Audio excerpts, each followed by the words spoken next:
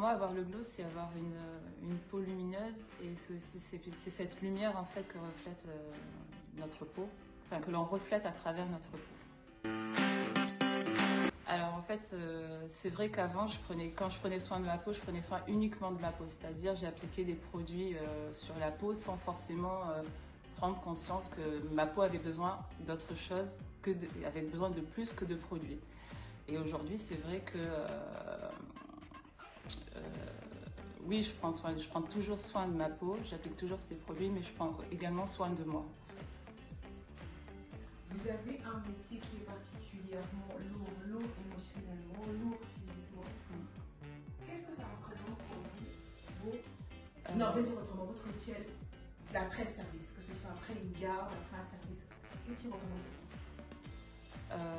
Le rituel d'après-service, c'est vraiment la parenthèse quotidienne essentielle, je dirais,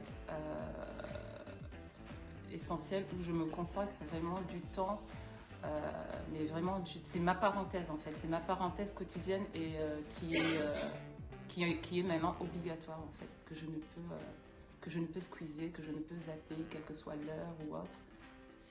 C'est vraiment ma parenthèse en fait. Non, alors c'est vrai que plus jeune, il y avait pas mal de publicités de produits qui parlaient d'unifier le teint. Bon, on cherche tous, enfin, j'ai été jeune, j'ai eu des boutons et des taches et autres, et c'est vrai que la plupart des produits qui dépigmentent clairement la peau attisent les gens en fait avec ce titre-là d'unifier le teint, sauf qu'en fait pas du tout. Et c'est vrai que je vais pas dire que j'ai pas été tentée ou autre, mais c'est vrai que le fait d'avoir des taches, j'avais envie d'avoir une peau unifiée et je me suis déjà posé la question. Mais quand on voit les produits que c'est, en fait, non, pas du tout quoi. Dans le milieu professionnel, si je pourrais dire que par les chirurgiens, je vais pas mentir, les vieux chirurgiens,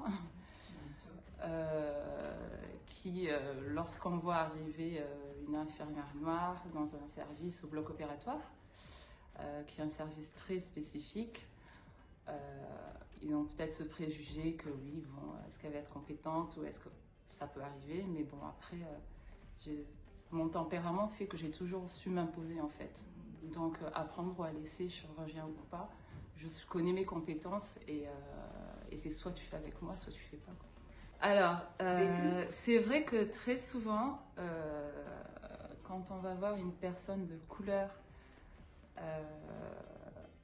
on va se dire, bon, c'est l'aide-soignante ou c'est l'ASH. Donc l'ASH, c'est l'agent hospitalier qui fait le ménage dans le service. De plus en plus, aujourd'hui,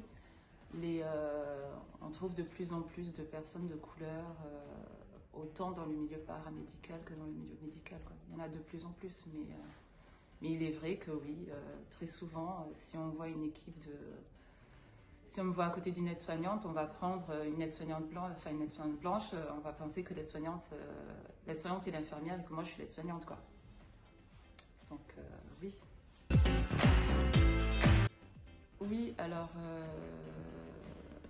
les patients, oui, s'il est arrivé que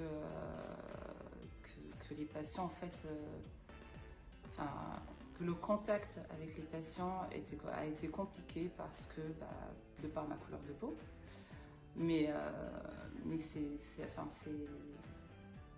comment dire, alors, je l'ai ressenti, bon, au début on se dit, bon, c'est peut-être le stress de la patiente qui exprime son stress vu le contexte dans lequel elle se trouve, comme ça. Mais après, quand on voit que la patiente a a un ton différent avec mon collègue blanc, et moi à côté, quand je lui parle, je lui pose des questions qui concernent le cadre professionnel en fait. Qu'elle répond sur un ton limite, elle ne répond pas. Oui, je l'ai déjà ressenti, mais bon, après, je vais pas dire qu'on donne des excuses. Bon, je suis là pour le patient, en fait. pourrait dire perd sa couleur, donc ça me passe au-dessus. Mais ce sont des choses, oui, que j'ai déjà été